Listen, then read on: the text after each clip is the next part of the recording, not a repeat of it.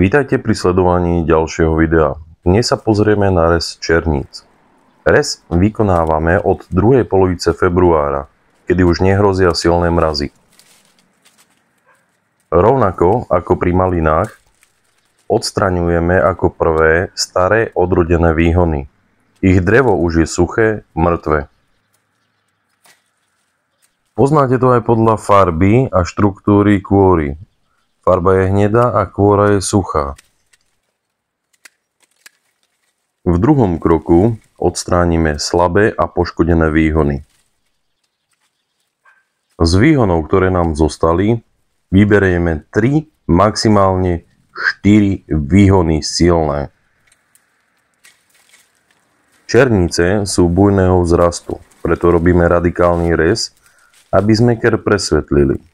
Ak ho necháme bez rezu, hrozí nám, že úroda síce bude veľká, ale nám bude dozrievať v tmavých miestach veľmi zle. Prípadne nám plody začnú plesnivieť. Týmto rezom tomu zabránime. Počas celej vegetácie nepoužívam žiadne chemické prípravky na ošetrenie týchto porastov černíc. Všetky bočné výhony sú rodivé, preto je potrebné ich skrátiť z už spomínaného dôvodu.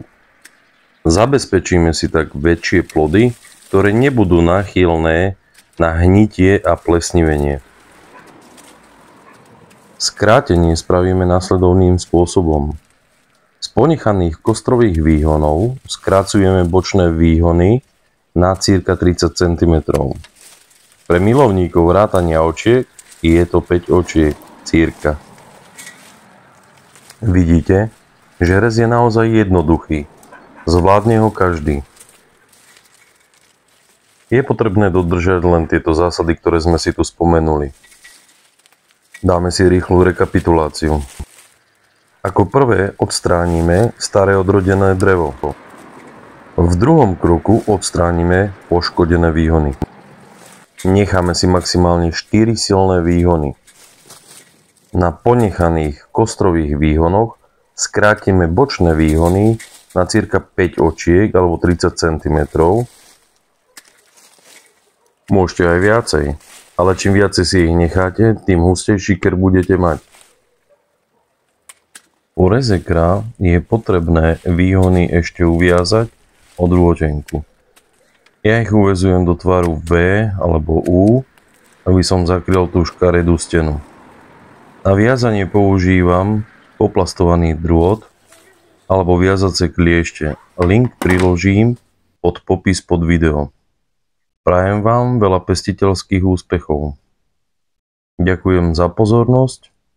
Ahojte. Po každom reze nám zostáva veľa haluziny. V komentároch sa pochválte, čo s ňou robíte, ako ho využívate ďalej. Ďakujem za váš čas a vidíme sa pri ďalších videách. Ahojte.